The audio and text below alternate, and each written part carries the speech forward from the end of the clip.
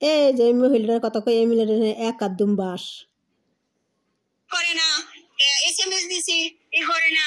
সে যদি কোনো কিছু নাই যায় না থাকে, সে তো এসে অনলাইনে একটা কথা বলছিল, আপনারা শুনছিলেন না যে ভাইরাল হইতে আইছে, আমার নাম নিয়ে ভাইরাল হইতে চায়, এগুলো শুনছিলেন? এই কথা বল না, কেন শুনছেন না? তাহলে আমি কি কন্টেন্ট ক্রিয়েটার? আমি কি ইউটিউবার?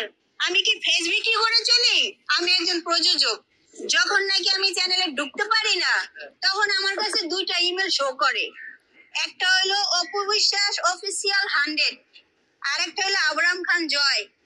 দুইটা ইমেল শো করে।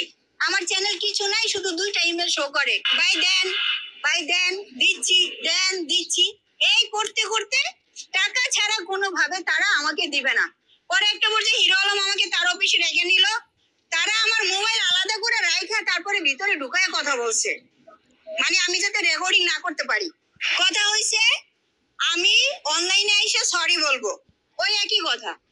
আমার সরি বলতে হবে, আর অন্তত 10 তারা চাইছে তাদেরকে অর্ধেক হইলেও তাদেরকে দিতে হবে।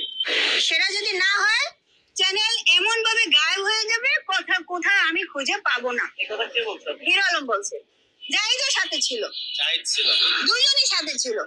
পরে এই কথাবার্তা বলার পরে আমি তারপরও এসে করে যখন আমি একটা পর্যায়ে দেখলাম যে না, ওরা আমাকে টাকা ছাড়া দিবে না, এর ভিতরে তো অপু বিশ্বাস আমি কিন্তু যখন চ্যানেল প্রথম করছে, তখন কিন্তু ফার্স্ট কিন্তু আমি জয় ভাইয়াকে ফোন দিছিলাম, ঠিক আছে?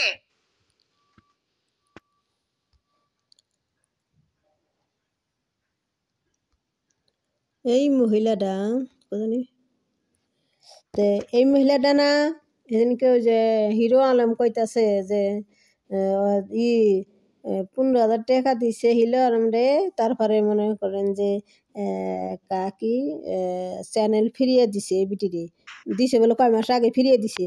এই বিটি আবার নতুন করে কাহিনী বানিয়ে নিছে, মানে অপু বিশ্বাস কাছে টাকা আদায় করার নিগে কাহিনী করতেছে, নাটক করতেছে বিটি।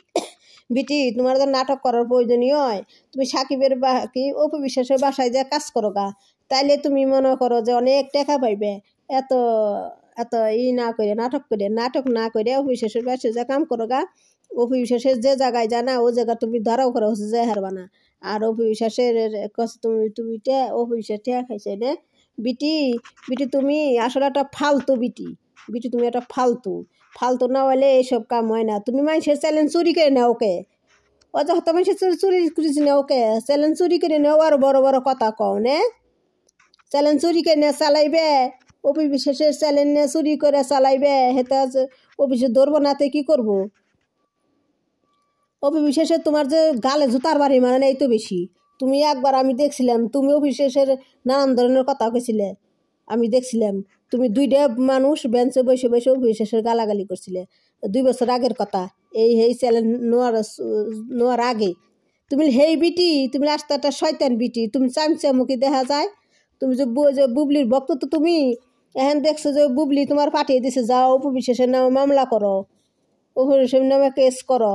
অভিষেক জেলে নিয়ে গেলে তাহলে বুবলি সাকিবের কাছে যাইবার পারে, সংসার করবারে। আর হেপুতে বালি যতই বুবলি চেষ্টা করুক কোনো মতোই পারবো না। আসসালামু আলাইকুম, আপনারা ভালো থাকেন। এই মহিলাটার কথা শুনেন, আমার কথা শুনেন, লাইক করেন, কমেন্ট করেন, শেয়ার করেন। এটা বুবলির বক্ত চামচা সেরি।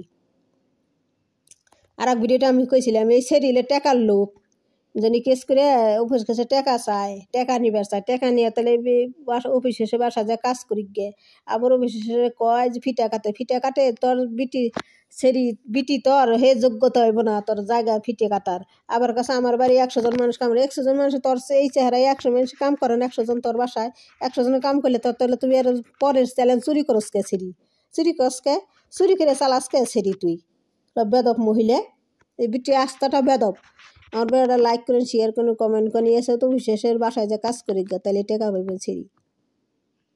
চুরি হলে চুরি করে চ্যালেঞ্জ চালায়, চুর করে আস্তা অপু বিশ্বাসের এই ছেড়ির নামে চুরির কেস করি গিয়া, যে এই ছেড়ি আমার চ্যালেঞ্জ চুরি করে চালাইছে, অফিসে কেস করি গিয়া এই ছেড়ির নামে। বেদারা ছেড়ি।